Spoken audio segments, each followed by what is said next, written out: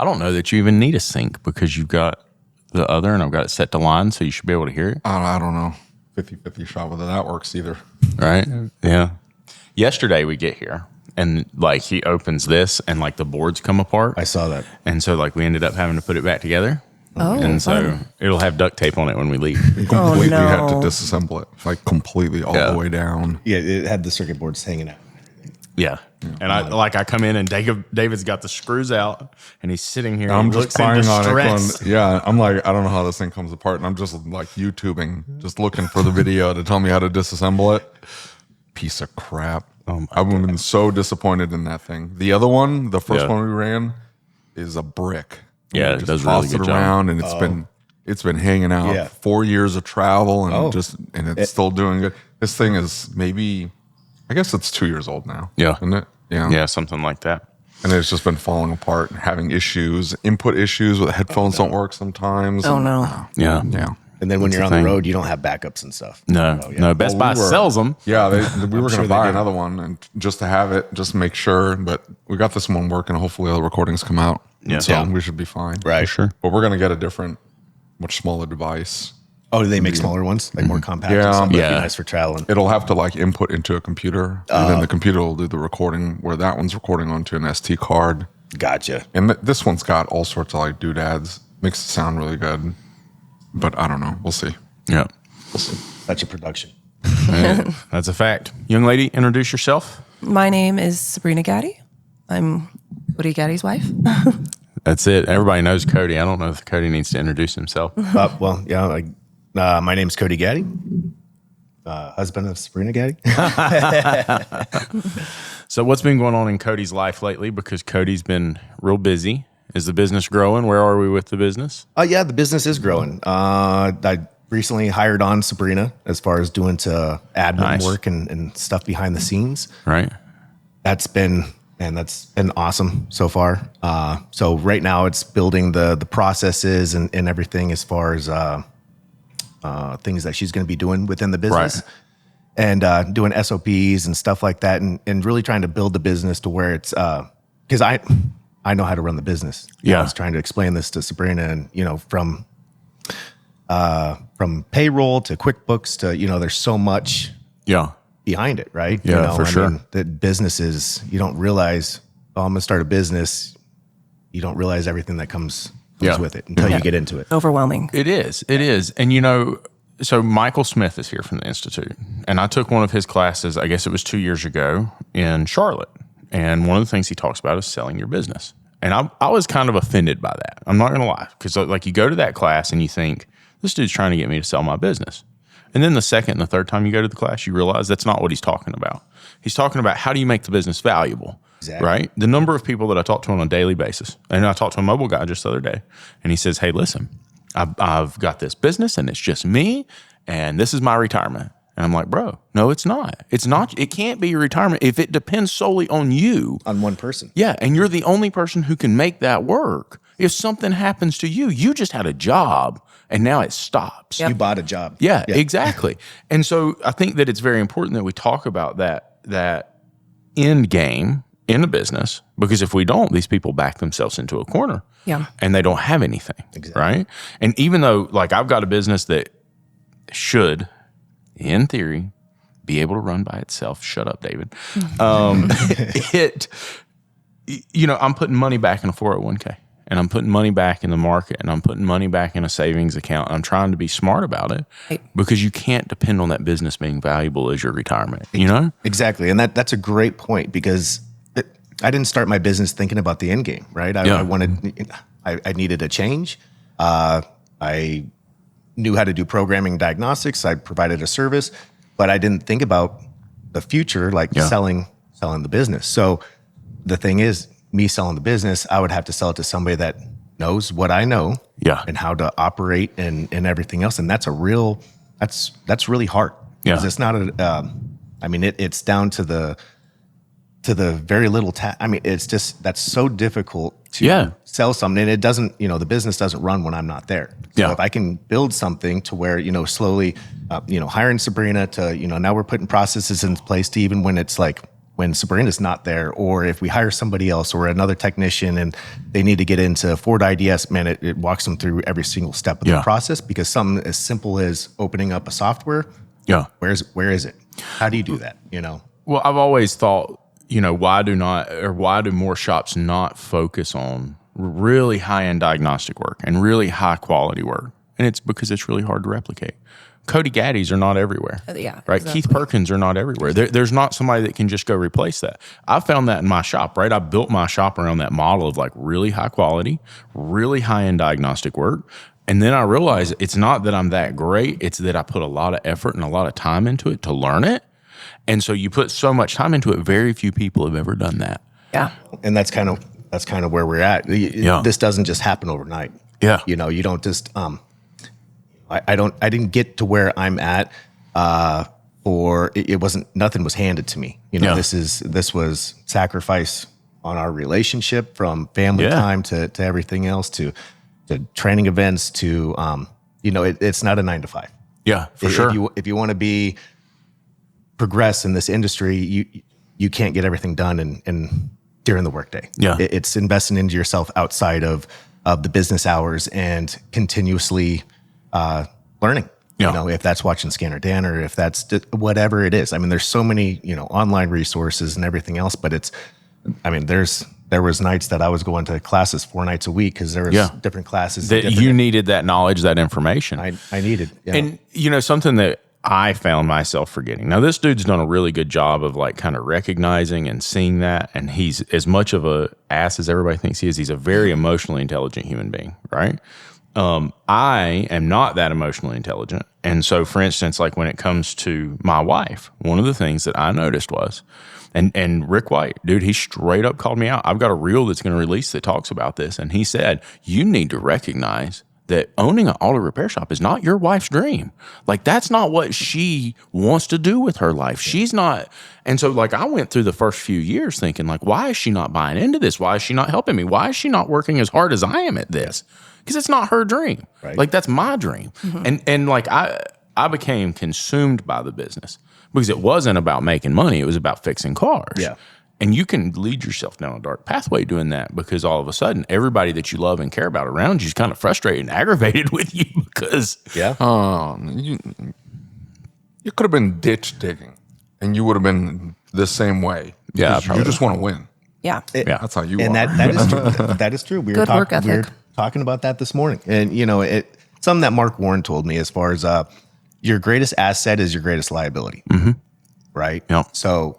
mine is I pride myself on how hard I work. Yeah. That's my greatest liability. For sure. When it comes to family time and everything else. So like you're saying, David, if doesn't matter what I'm doing, if I'm a Walmart greeter, I'm going to do it the best of my ability and right. try to progress from there. You know what I mean? So, and I think everybody in this room we wouldn't be here if we didn't have that mentality. Right, for sure. Now, did you ever find yourself frustrated with the business or aggravated with the business, kind of like looking at the business as the problem? The thing is this has been a learning curve for me as well. Yeah. Obviously, being his partner, being his wife, I want to be as supportive as possible. But the truth is, I've lost him multiple times. Yeah. And there's times where he's out in the garage working or working in his office, and I'm stepping in and there's tears in my eyes. I'm like, I miss you. Right. So, it's been a learning curve. At first, I'll be honest, like, not just even with the business, but, whenever he was doing YouTube and stuff like that, I built a lot of resentment towards it all. And I'm like, do I still exist? Am I second now? And it's gotten way better. Right. But it's been a lot of conversations and some fights and some heart-to-hearts. So yeah, it's been a roller coaster for me as well. But at the end of the day, my biggest thing is, wanting to continuously show him support, but also stay truthful to, my emotions and my mental health within all of this, because, I can be as supportive as possible, but if I'm declining, then I'm not going to be a great partner. Right. Well, and I mean, that's the thing is like, because it takes away Like when you're, especially in that growth phase, it takes away from the relationship. Yeah. And so I think I've seen this in a lot of people that I talk to, and they come out and they say, like, hey, I don't understand why my wife or my spouse is so upset. They're so pissed off. Yeah. And it's like, I can't believe they would feel this way because look how hard I'm working. But it wasn't about the hard work. Right? It wasn't about like what we were getting. It's like, hey, I would take less if I had a partner in this. If I had somebody with me, I would take way less. Now, David doesn't experience that because he doesn't work. But if he had communicated with you and said, hey, I'm doing this and it's going to be 18-hour grind. I'm not trying to take away from the relationship or trying to take away from you, but I'm just telling you, this is the way I'm wired. Like, sign here if you want to sign up for this. Yeah, I think, it's kind of like that. Having a time frame on it definitely would have helped. Even if it was like, look, the next 6 months are going to suck. Like, I'm just going to be honest. Like, it's going to affect us. We don't always know the time frame. Trust me. If I could say it was just only going to be 6 months, I would have been like, yeah, let's go. But, 6 months. And it's not that Cody didn't communicate. I knew that, he was moderating classes or, working on YouTube or, has to, chat with whoever that night. But I think for me, where the resentment and stuff built is I see how much work and passion and everything he's putting into this. Is like, okay, well, we're struggling over here, so why aren't you putting that same effort into us? That's where the resentment came in. And so it's not that he gave up on the relationship or he wasn't there, we weren't doing date nights or anything like that, but it was almost like jealousy, if you want to call it that, because it's like, damn, man, like how is YouTube more important than us right now? And at the end of the day, he had a vision and again, not to take away from what he was trying to build, but when you feel like back burner status, it's hard. Yeah. But again, it's been a learning curve for me and I've grown with it as well. So yeah, it's easier now, but I'd be lying if I, could sit here and say that those feelings don't rise from time to time. So yeah. Well, and the thing is, as far as I was already pressed thin as far as with work, as far as the hours that I was putting into work, and I was the one that would show up early and I would stay late. That had nothing to do with management or anything else. It was for myself. Being flat rate, every year I wanted to make more money, right? And not having that guarantee or anything, you don't know what the next paycheck's going to be. So make it while you can get it, right? If there's work there, I'm there. So that took away time. And then, then I was showing up to work early and stuff. And I was like, I want to do, I felt like there was more out there. So that's when I got into YouTube and stuff. And then, started networking with a lot of guys like Mario Rojas and stuff and other YouTubers. And then you see them put out a video. And so I was watching your TikToks and stuff today, but then it's like, oh, I got to put out a video. Right. It's like, fear of missing out. Yeah. It's a friendly competition. It's not competition. It was, we're up, we were supporting each other, right? Right. So it's like, oh, I want this to grow. I don't know what it's going to grow into. You don't know what it's going to be. I'd never had really, I don't know what my vision was, right? Yeah. I was just like, oh, maybe this is something I want to dabble in. But it really did open up a lot of doors and stuff as far as a lot of the people that I met. And then it opened up the doors to Super Saturday. I had no idea about, so many trainings and everything. But that being said, it took away a lot of time from our relationship, even more so than just the work. And I'm going in even earlier because editing, just look at all this, how much time it takes to set up and then the editing and behind the scenes and this and that. And it's, putting out the video and rendering and all, it's just now I'm done on the weekends too.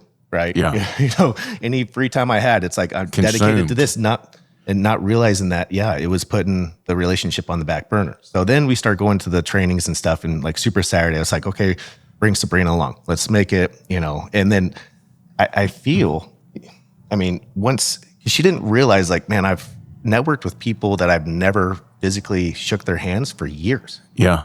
Right. You meet these people, you meet, these shop owners and everything else online and other technicians and guys that like feel like you grew up with them. Right. Yeah, right? For sure. And it's like, then, you go to these events and you're like, oh my, you're shaking these people's hands. Like there's so much camaraderie. But that's not anything that she's seen because she's not in like the groups or anything else. So it was hard for her to grasp like, what's happening? Like, who are you talking to? What chick are you talking to? And it's like, no, you know what I mean? His name's Mario. You don't, you don't know. And then she shows up and it's like, there's other questions as far as that. You're like, Mario, huh? Yeah. She sounds hideous. Yeah. Well, and I think for me, like being naive to this entire world, like I'm not huge on social media. I really try to stay offline. I've never been into YouTube. I don't listen to podcasts. So we are on different wavelengths when it comes to that. So being naive just that part of it, but then also being naive to the fact that it's like, well, damn, you're at work all the time when he was at a shop. Yeah. Like, then it's like, okay, well, if he starts his own business, I'm going to have more of him. And when I lost more Did you really of him, think that? yes. I thought Again, that too. being naive. Yeah. I thought that You too. believe that, huh? Yeah. So, it's like I said, it's been a process. We've learned a lot. I will say, what was the first training event? Super Saturday? Super Saturday. For me, that was a game changer. Like, just as, his wife, because it was really, really neat to see this group of people come together. And then I understood, like, well, damn, now I see why these guys, make you, more excited and more, looking at different ways to grow and everything else. And for me, that event has been my favorite because it was really neat. I met so many awesome people.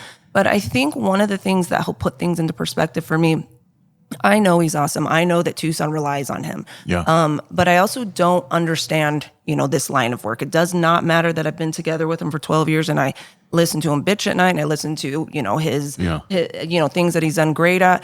I guess it's almost like I kind of take him for granted because I don't realize what level he's on. He's just Cody to you.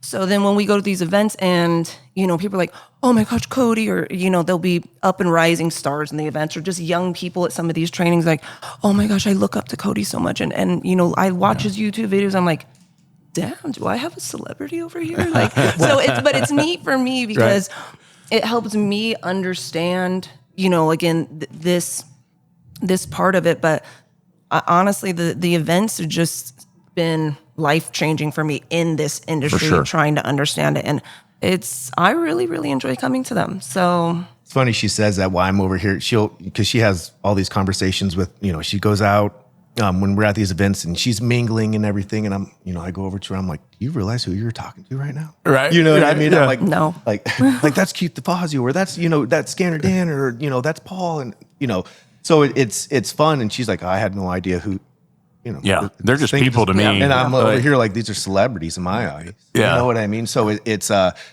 It's really fun. neat. Like she doesn't have the nerves. Why I'd be like intimidated by going up to Right. especially at one of these new events. You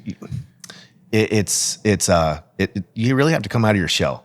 So these people that are introverted and stuff that I could see this being difficult and intimidating and stuff. Right. You know what I mean? But For she was sure, she was kind of the buffer, for that. Right. So. Well, and for me also, I realized that Mario's not a girl, so it really helped things. Mario just got enlightened. He's not a girl. This is his first time he knew that. I mean, is it really Mario? Who actually are you talking to? Like, we're picking on Mario. Look, I think one of the things that helped my relationship around the shop, my wife is very introverted, and I do see that when spouses come to the events and network, they begin to see it in a different light. But my wife and I talked about the destination. Where are we trying to go? Like, what are we trying to accomplish? This is a project of love. This is like, hey, I want to help the industry, and she supports that. And the shop is what we're trying to create and generational wealth for our family and do something really cool.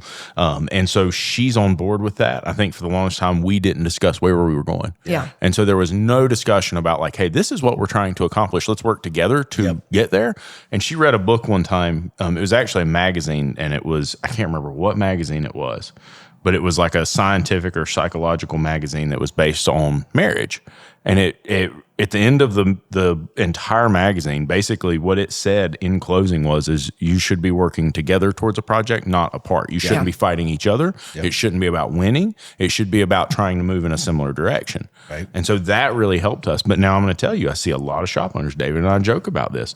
You'll see them when they finally get successful, and you'll see them with a new wife. Yeah. And if you start asking questions and you start talking about it, what you find out is is they got a new wife because they were complete assholes to the old wife, right? And they damaged the relationship and they created so much baggage that neither one of them could get past that. Yep. Yeah. And they said, well, I was working so hard to create all this stuff for you and create this opportunity for you. And they were like, well, that's not what I wanted. Yeah. But they never talked about it. Yeah. Right? You know, and on that same note, I mean, I know Sabrina's mentioned resentment and stuff, and you know, to flip that on my end, I'm like, you know, I'm over here, I'm trying to provide for the family. This is how I'm looking at it, right? I'm trying to provide for the family. How does she not see that I'm doing this for us? I'm killing myself to make this happen. You know, and it's like, so resentment builds on both sides, right? Yeah. And so that's where it can really create a wedge. Yeah. Well, I'll just be completely transparent. We had a really great therapist, you know, and she held us both accountable, but she really broke things down psychologically and emotionally to help us both understand, because,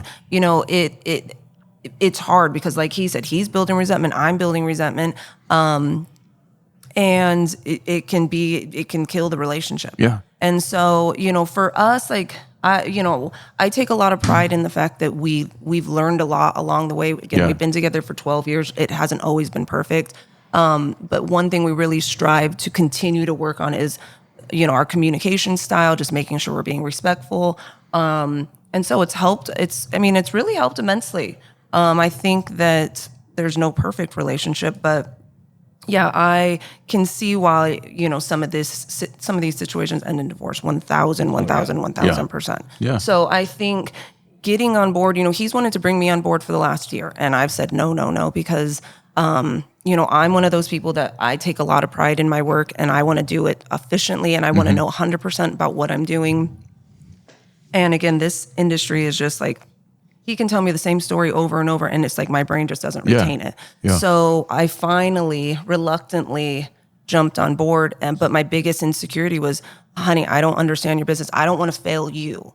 Yeah. And I don't want to be a burden. I don't want you to have to feel like you have to hold my hand through this. So then we just really, really simplified it. It's like, okay, let's just start with bare minimum easy stuff. Because he's like, I want you answering phones and I want this. I'm like, oh man. So And looking back, that is super intimidating. It is, You know, yeah. You have a shop, Yeah, for you have sure. a shop calling, and they're using acronyms and everything else. I need a body control module program for this Fiesta and about, you know, whatever, right? Yeah. And she doesn't know the questions that, because there's a lot, and there's a lot that I know.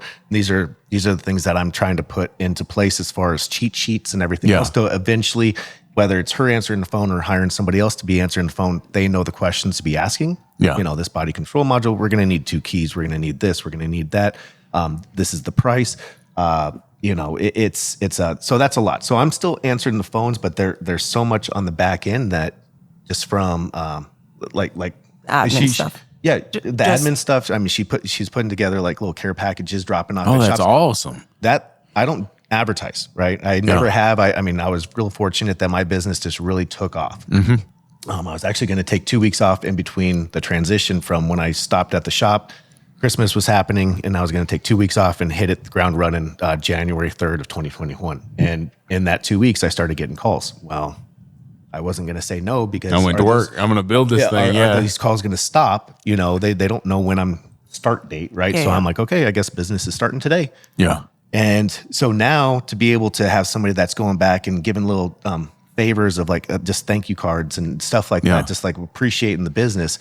It's not anything I have time during the day to do. Yeah. But I feel that it was a long way, and it's really the shops have been more appreciative, you know, of that stuff. Well, and I think that's where, like, you know, for me, it's really rewarding because that's where it starts to feel like a team. Because the truth is, can I do what Cody does? Absolutely not. There's just not one part of me that can do Just it. pressing buttons. Well, Don't let them fool you. It's just pressing buttons. Yeah, he says You the just same keep thing. spamming the button until it goes. Until something happens. Car does not start. Oh, I'm sorry. Something went wrong. My That bad. BMW. Yeah, but you know, I can bring something else to the table as far as, you know, doing stuff like that. You know, I'm really big on customer service and you know, just I was in the hospitality industry forever, so there's different things that I can bring to the table that his brain doesn't work the same as mine. So That's a really good point, because I don't think that, especially when we're couples, right? Because we know each other so intimately. When we go into the business, I don't think about what your strength is versus what my strength is. Right. And so I think you have to stop and take stock of that and understand, hey, where do you have resources that I lack? Yeah. Yep. And I want you to focus in this area. And I'm going to give Would you you not start there?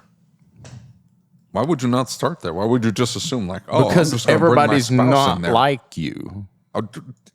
Nobody has an analytical mind. Yeah, like you would pretty start much. with, hey, what are they good at, and can I utilize them in the business? Okay, so I did think that, and I Yeah, knew that yeah. Sabrina's real good with customer service and everything else. So immediately, I'm like, I need somebody to Well, answer yeah, my phones. okay. To answer my phones. But then There you go. That I think we'll probably get to that, Yeah. right? But at that's super overwhelming and everything for her. So that's just kind of throwing her into the lion's den. But see, that's the point, right? And that's kind of what I'm getting at. Is it's one thing for us to say where do they fit. It's another thing to ask her, where does she fit? No, Where some people don't like.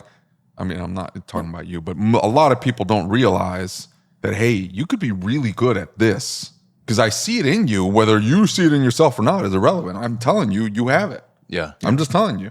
I don't know how many people I helped get promoted in my parts store days.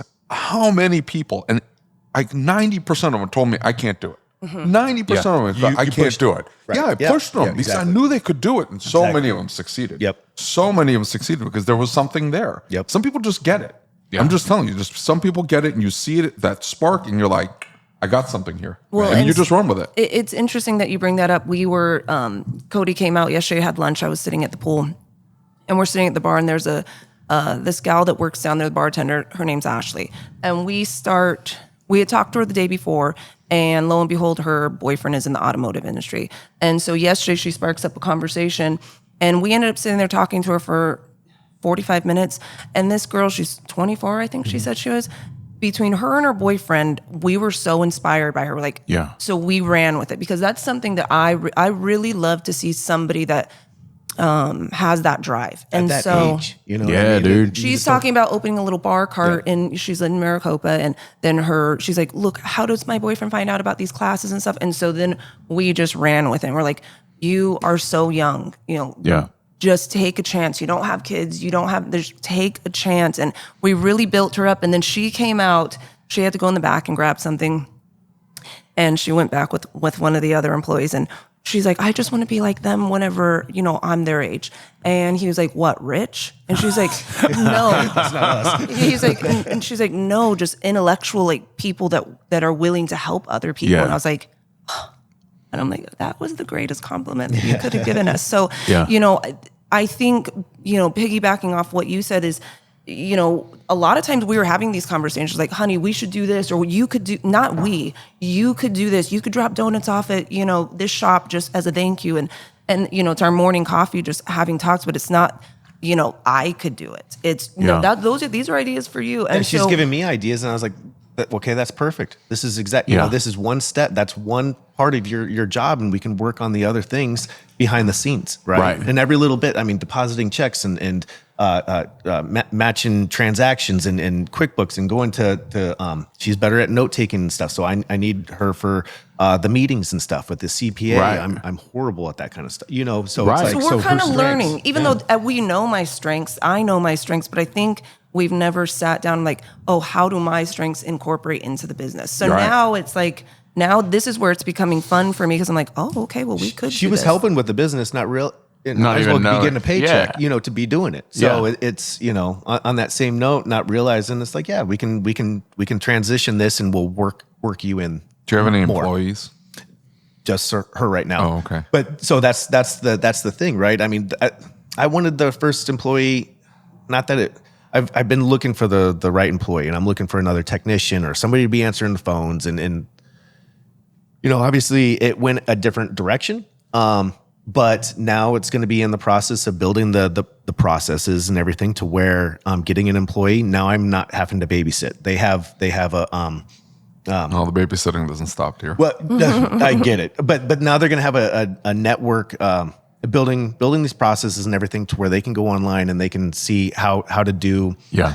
They're going to have to exhaust all their resources before calling, I guess is what I'm saying. So I'm building software and everything else to where they can go on there and how do you program this module? How do you do this? How do you do that? And it really it dumbs it down to like you're a 2-year-old, right? Right. And I mean, it goes step by step by step by What step. does that sound like, Lucas? I'm telling you. It's how you do it. I got I Lecture. don't know, 25 message voice to text chat from David the other day that pretty much said exactly what you just said. Okay. It's next level. I'll send it to you.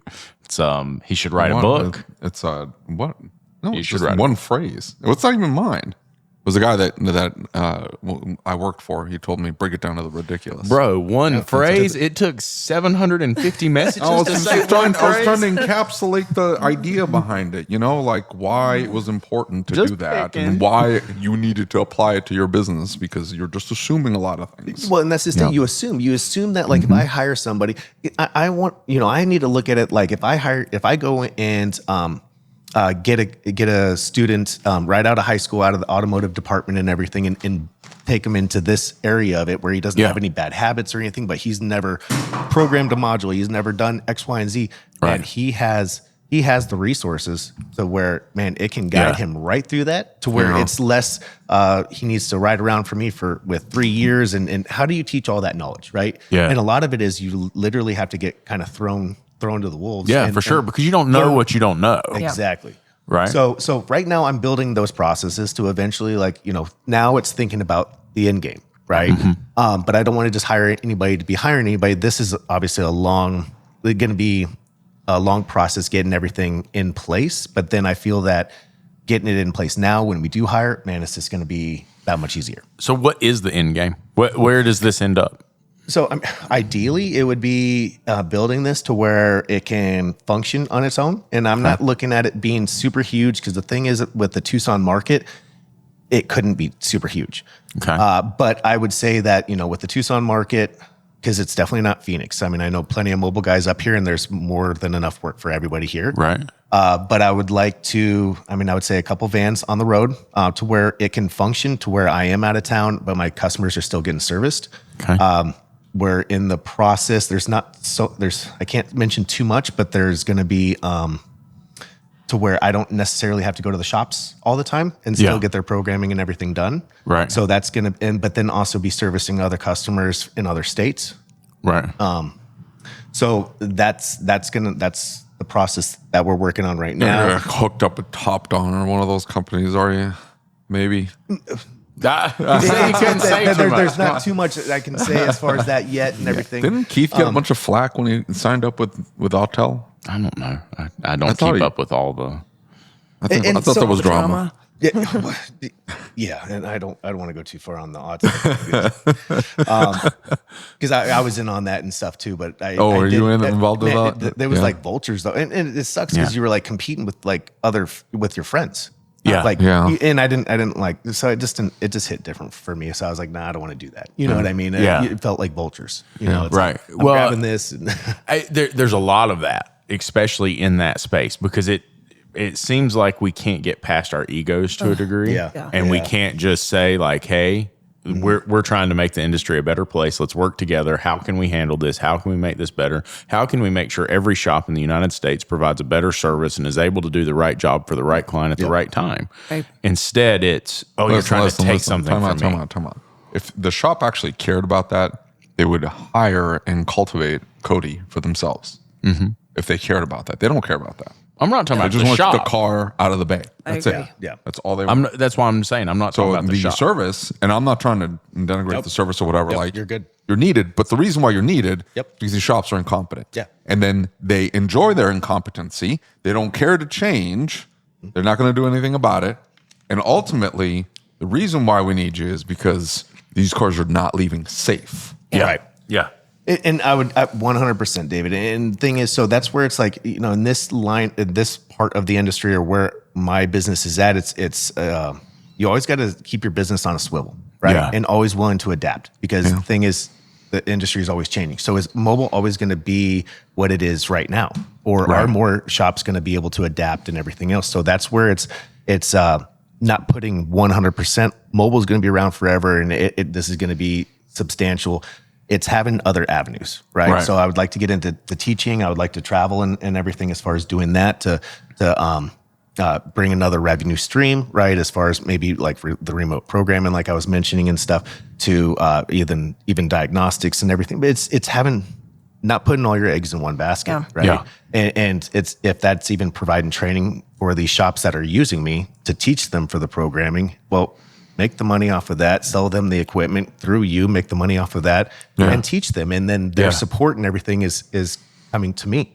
Yeah, You- for you sure. see- you know what I mean? Absolutely. So it's really trying to have the bring the industry up. We put on an event a couple months ago and everything. That's another thing that we want to continue doing. We really enjoyed that, and having Sabrina, help me with that. What kind of event? It was a bunch of mobile guys from across the country. There was about 15 attendees and about 31 people because they brought their wives and kids and stuff. We went that's to cool. a nice resort in Tucson.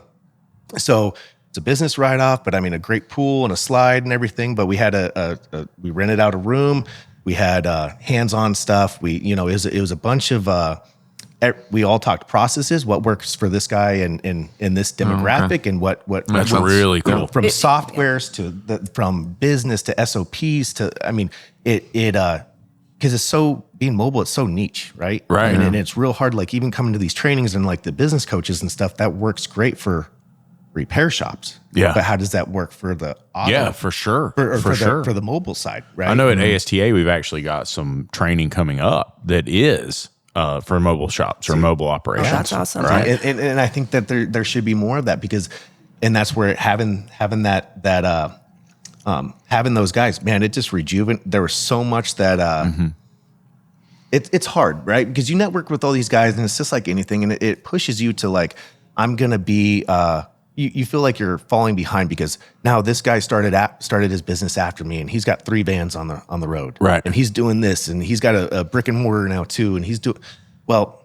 Every demographic's different. Every business is different. And you just don't understand like what's going on behind the scenes, Yeah. right? Exactly. I've told that story multiple times about that piece of equipment that I wanted so bad, and my dad's like, "Son, you don't don't know understand. The bank owns that, Yep, right? Like exactly. you need to understand what's going on behind the scenes before you judge yourself against that." So that being said, we've cash flowed everything on this business from day one. You know Yeah. what I mean? So there's no debt or anything else, and it's awesome.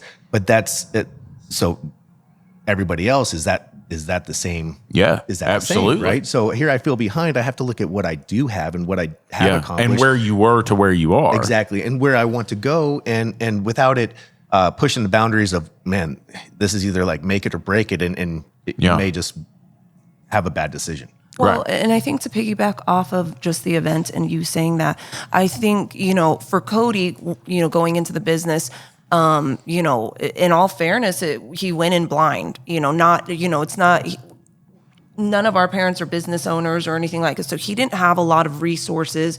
And so he's kind of just learning as he's going. Well, what was really neat about the event in Tucson, I was able to sit in on one of the days and I was listening, and one of the best parts of all of these trainings and events is the dinners or going to the bar afterward, and everybody's sitting and collaborating and, oh, well, I use this or whatever. And you just bounce so many different ideas or this worked. Well, that's exactly what this was. That's the entire premise of the entire situation, was just all these business owners collaborating. And it was really neat because they all put on, their own presentation on, but he came home more excited than I've seen him come from any other event. Yeah. And now he's implementing. related. He's Yeah. like, well, And that's not knocking any other events, but it just hits so much on for my business personally, that, right? yeah, that can help. That can actually help. And so he has started using all these different things learning from these guys a few weeks ago, and it's been really pretty inspiring. We walked away, and I was like, this was awesome. On so many levels. On that same note, so many of these events you don't see the wives and stuff, and if you do, they're usually the same wives and everything. But we wanted to create an event to where like bring your wife, bring your kids. There's a pool. Like make this a family thing. Yeah, like, there's going to for be a sure. day that or 2 days that we're going to be off learning, but like we want it to be. We want the dinners and stuff. We want the family feel. Right. And so for the guys to bring their wives and their girlfriends and kids and everything. And then, the wives are having their own little meeting by the pool. And it's like, it was awesome. Impromptu. Like it wasn't, it's It not wasn't like planned. It wasn't. Yeah. So the whole event was basically with hallway conversations that we have at these events. Yeah. That takes a ton of pressure off. Yeah, in a location, and there's so much I've learned on these hallway conversations on any of these events and the networking and everything else. I mean, that's just where it's huge, right? Absolutely. Well, and you talk about the business being on a swivel and being able to move, and we've talked a little bit about Michael Smith, and the class he taught yesterday was all about where the car company's going, right? Because that impacts us, and we have to be thinking about where the market as a whole is moving. And one of the things that I've learned from going to a couple of the events we go to that are higher end, they're not really designed for shops. They're not really designed for technicians. They're designed for the bigger part of the industry. And you listen to them and you understand their perspective, like the manufacturers. They're not even wholly focused on the car at this point. The car, like we get in this macro or micro focus on the car and the problem the car has. Yeah. And the people making the car are saying, this data is valuable. How am I going to use this data? And they're thinking way outside the box, and we've drilled down into this little tiny box. You have to think outside of that. Yeah. And I'm not saying that we should get into data cells and stuff like that. Don't get me wrong. I'm just saying we need to be paying attention to what they're doing, because it does change. And if we're not preparing looking 10 years out for where we might be, we could find ourselves backed into a corner pretty quick. I'm telling you. And I mean, that's going to 100%. You need to stay relevant. And I mean, that goes for the shops and everything else. And they're not even calibrating the cars. I know. Not even calibrating the cars. Like, let's start there. Calibrate the car when you're supposed to. Step one. Then we'll worry about 10 years from now. That car leaving your bay isn't even calibrated. And it should be. Survival of the fittest, I guess. Yeah. Well, no, we have to wait for the stupid lawsuit. Yeah, that's a good point. But I mean, like, are we going to be able to impact them enough to get them to do that?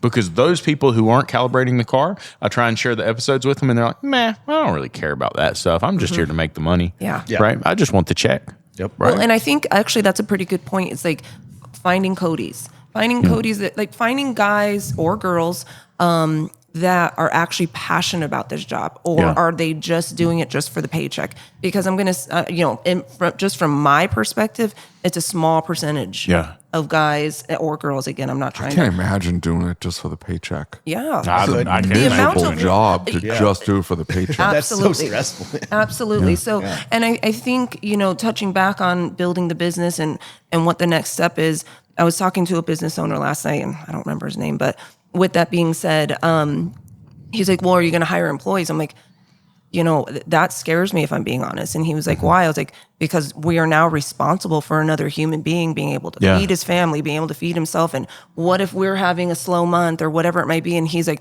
well, that's how you build it. I was like, but, and I understand that, but with, there's another huge component to it. And that's, how do we find somebody that is Cody's level? How do we find somebody that we can trust? Because we're now like giving that person our baby, and it's like, and again, part of it is control and not wanting to lose control of everything that he does and everything that he's accomplished. But we've talked about, it would be really awesome to recruit somebody right out of high school, like Cody said. But there's a lot of work. It is a lot of work, but it's also a lot of work to find somebody. Yeah. He obviously knows tons and tons and tons of people in Tucson, and there's not a ton of guys that it's either stealing from a shop that he loves and it's like, come work with me, or it's praying for a miracle that he's going to just find someone random that's great. So you don't have anybody walking up to you going, hey, how do I do what you do? No. Are you kidding me? So, and here's the thing. So, and I'll talk to guys and everything. And they're like, look for the guys that when you're at the shop, they're over your shoulder. And I'm always keeping my eyes open, like people that are interested. Hey, what tool are you using, or how are you doing that? Yeah. How'd you learn that? Yeah. No. Nothing. No. It's it's discouraging. I walk in and they're like, so screwed. I would not want to do what you do. So screwed. Yes, me and Cody have this conversation about what direction is this industry heading. You look at this next generation. It's like, nobody wants to work. Everybody wants their hand held through life.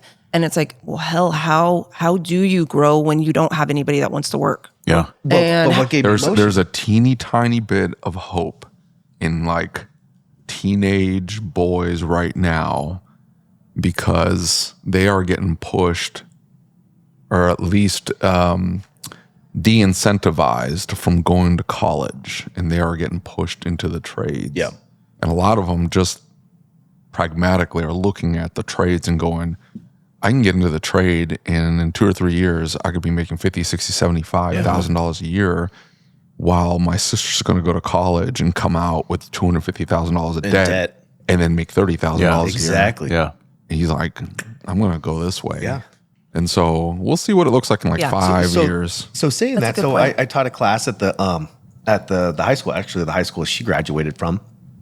What was that? That's been 2 years now. Yeah. So I taught a class there, and I was doing this every year. And I would do the first year was like showing them the lab scope because they have a Snap-on Zeus, and then the second year I was like, I'm gonna do something a little bit different. I'm gonna show them module cloning and programming, and so I had a bunch of modules on the bench and to show them a completely different avenue of the automotive industry. Right. It doesn't have to be shocks and struts, or if you don't want to get dirty and you want to use more of your mind, like you can legit have a business or whatever, right? Doing it this way.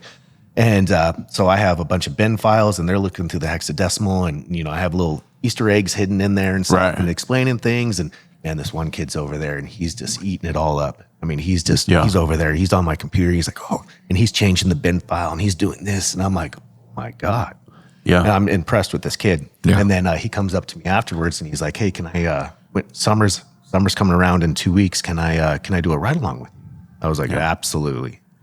And he does a ride along, and man, this kid, I'm like, this is gonna be my first hire. Yeah. Right. I mean, this is Cody the was drive. excited. This is the drive I wanted to see. I wanted somebody to, I could tell right when he came into the class, his eyes just lit up. He's like, this is awesome. But then he tells me, he's like, I don't know if I want to be a mechanical engineer or I want to go in the automotive industry. I told him, I was like, I don't want to make that decision for you. Right. But listen, if you You need to go talk to some mechanical engineers that have to deal with the politics of the office. right. I told him, I was like, look, you ever change your mind, or if you want to head this direction, call me. I would love to pick him up. And the thing is, he doesn't have the bad habits yet. So yes, it would take a lot of work, right, to train him from square one. Yeah. But you could tell this kid Was motivated. You tell him one time, and you knew that he got it. He was just one of those that just retained it, right? And he just to see him light up, that's what I want. That's what I want to see. And I don't see that when I go into these shops. Yeah. Or else I would be talking to him, David. I'd be like, hey, look, I'm not trying to steal any text from any shops or whatever, but everybody's like, I don't want to do what you do. I don't want to do what you do. I don't know how you do what you do. But I mean, let's think about it. Why is that? And it goes back to just like that video I made this morning, right? Because the testing and the programming is a small percentage of what the shops do, right? So there's not a lot. Hold on. It shouldn't be, though. I'm not disagreeing with you, but I'm saying it is a small percentage. The shops don't incentivize it, right? They don't incentivize to learn it. They don't incentivize to do it. Well, if they're getting paid an hour to do it, and it takes them 2 hours to get the software set up and everything else because they haven't used it for 3 months, so there's a lot of the behind the scenes. It can be a full-time job just keeping that laptop to where you can program. My worst days in the shop, like the grouchiest I get in the shop, is when I have to get the computer ready to program. Yeah. And it's like, 17 updates behind and the computer hasn't been open. I dust it off. Yeah. And I'm just sitting there and I'm like, I got to. And then all of a sudden it crashes all of the software because this Java's update. not updated. And then it's telling me I got to update Java. And I think, oh my goodness. Yeah. But then it's got to go to 17.1, not 17.2, because 17.2 bricks something. So they're like, hey, roll it back to 17.1. But I missed that because I don't read anything. And so I'm like, oh, man. Instant buzzkill. Yeah. Well, but I mean, think about that. There's no incentive for the manufacturers to make this a more streamlined process from manufacturing. Well, I don't put it on the but- manufacturer. I don't put it on the manufacturer, but there's no reason. There's no reason why a huge chunk of your revenue, a quarter of your revenue, should be coming from Diag. Yeah, I mean, mine does. That's where my we need to talk to the institute. They need to come up with a metric. They need to come up with a metric, and they need to start pushing this metric out. It's just going to be straight propaganda. Like your metric, just like I'm just telling you, dude. Like, what should your payroll be? 20% in Yeah. tax. What's your target GP? 60%. And what's your parts GP supposed to be? 55, 60. And what should we look at the bottom line? 20%. There you go. Like everybody just spits those numbers out because it just gets regurgitated from every single coach, every single time. We need to come up with a metric. Yep. It just has to be I don't know. Split it out on your P&L. Yeah, categorize your labor and say, hey, go look at your labor, split it out. 25% of your labor should be coming from Diag work. or 30%. I don't know what the number has to be, but we need to look at the number. What are the most profitable shops? The ones that are killing it. Have a Cody on staff. Yeah. And see, like, okay, how much are you charging for Diag, and what's your split, and what's that generating on the bottom line? And I'm just telling you, whatever that number has to be, we just spit it out over and over and over and over. How is it not 30%? It should be 30%. You're killing yourself. Blah blah blah. Make everybody feel bad because they're not at 30% of their labor total is Diag. It'll fix it. I'm telling you. You're probably right. That'll never happen an hour at a time, though. Charging. No. That's what I'm saying. Like you throw the whole hour out of the time thing, but that I'm needs just to be like thrown out the window. The shift has gone away from. Dude, I got into it with Mike Allen about his old like free Diag thing, and they just give it away. And he's like, "Oh, just cost of doing business. So it's just a marketing ploy. It's, he just rolls it into the cost, and then he spreads it out. Everybody pays their Diag essentially, right? Yeah. But the whole skin in the game thing, BS, all that garbage just needs to be pushed away. At least for Diag, and get rid of 1 hour at a time for 15 different problems. So just get rid of all of it. Yeah. I'm just telling you, the only way we'll do it is we just pushing a number. We start pushing a number out, and everybody just gets on board. I'm just telling you, we start parroting that number, everybody will start to regurgitate. Like 5 or 6 different, I'm telling you, 5 or 6 different people just start spitting out, and then you just mock them. Because everybody will feel bad they'll feel stupid because their labor, they don't know what their labor That's how percentage David makes is. progress. Make people feel stupid. Look, that's how it happens. This is just how it happens all the way across the board, 100% of the time. Look, why are iPhones, which are garbage phones? I'm sorry, you guys look like iPhone users. They're garbage phones, right? We look like iPhones. Well, you got the watches. Oh yeah, we are iPhone users. Yeah.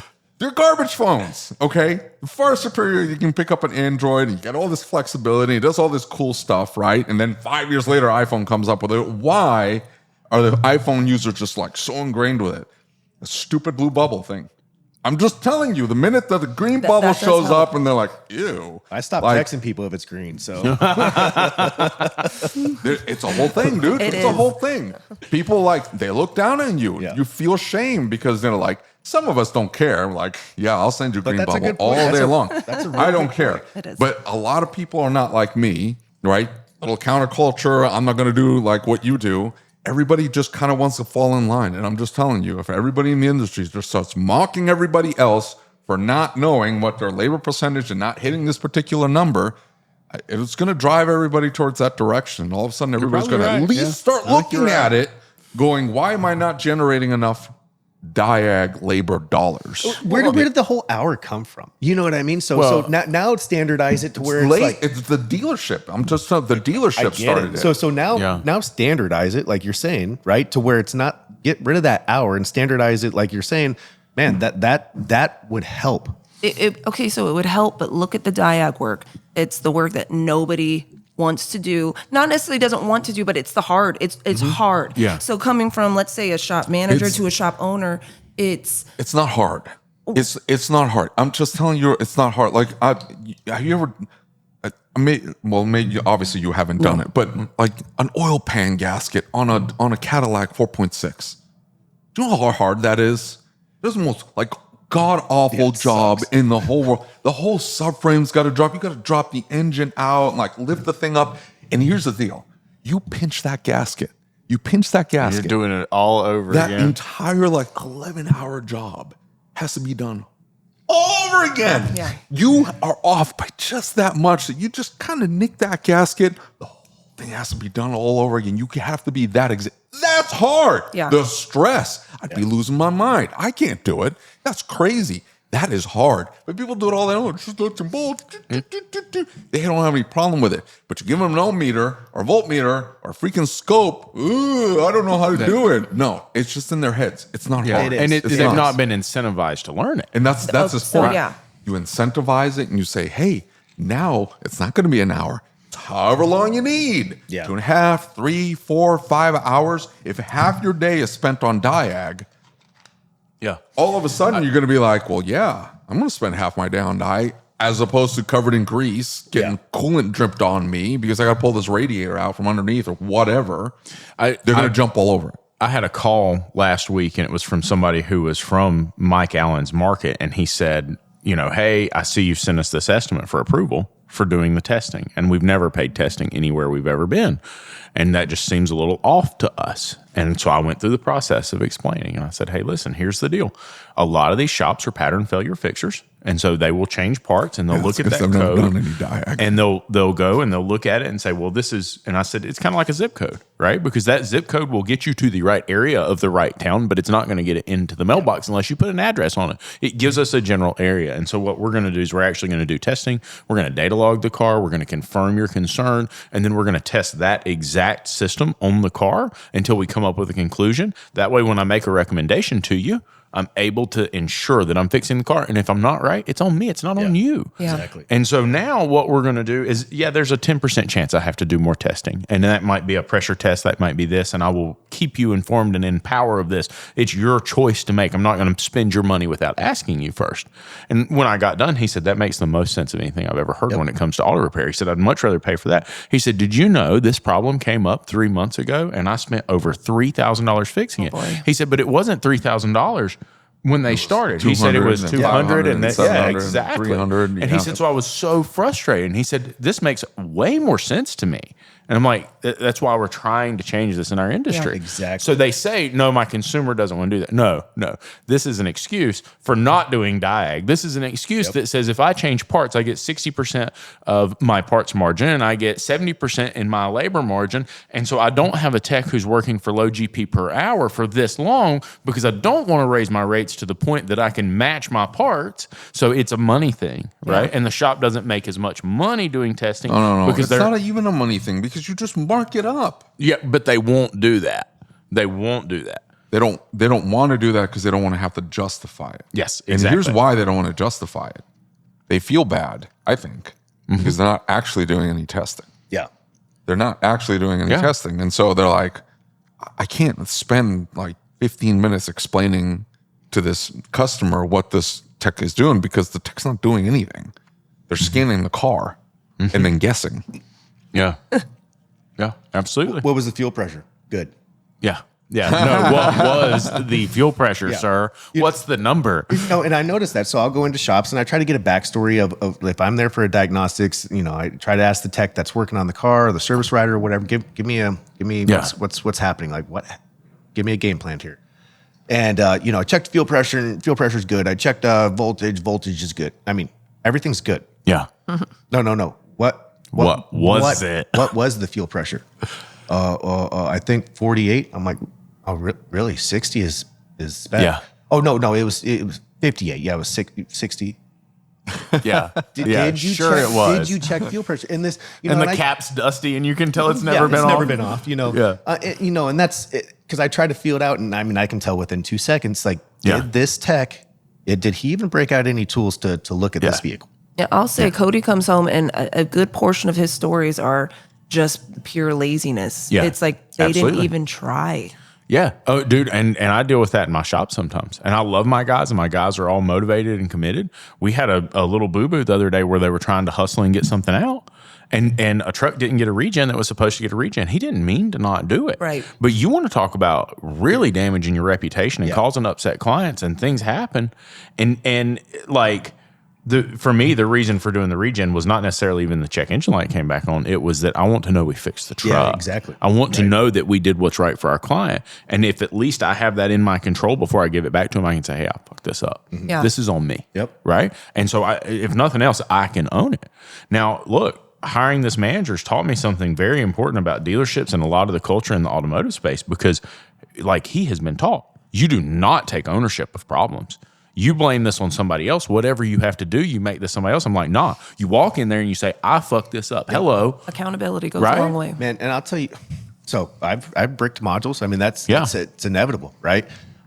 There's a couple other guys in town and everything else, and if you haven't bricked a module, you haven't done it long enough. Yeah, exactly. It's just that's the nature of the beast. You can follow everything by the book. There's going to be circumstances. Well, mine was a smart SAM module on a smart car. Oh, no. That sucks, dude. Yep. That's next level suck. That's like as bad as it No, it's Are like they not available or something? Oh, this was like the only one in the country. But, hey, man, every time I call them, like I've got these cars and they'll show up, and we had a little hybrid come in, and I call them, they're like, dude, they only made like 4 of those cars. And I'm like, what? I was like, every time I call you and ask for parts, you're like, they only made 4 of them. They're like, right, we made like 25 different cars and we made 4 of each. That's all that's here. So what happened? So I had to go in there with the tail between my legs and tell them, like, look, guys, it failed. It bricked. Right. Yeah. You know, I had it to where it was running and everything, and then I pressed the wrong button. Yeah. Right. And it bricked it. You know, we're done. And I tried. I brought the module home. I tried to clone it, but the processor was. So I have like. Yeah. I'm really, really trying. Right. And so I told them, I was like, okay, how much was it? Yeah. They're like, what do you mean? I was like, how much was the part? You know. So I paid them for the part and everything, and they said that there's another one in town and everything. I was like, look, because now if I had to do SOD or remotes or whatever, I'd have to pay for that again. I was like, let's just send it to the dealer. Yeah. You know, have them do that. But here's the check for this. And I really thought that I was gonna essentially like lose the shop. Yeah. Right. Nope. And they I start. don't know how they. Well, why would they? I don't, because I messed up. Right. Yeah. And taking ownership. There are shops.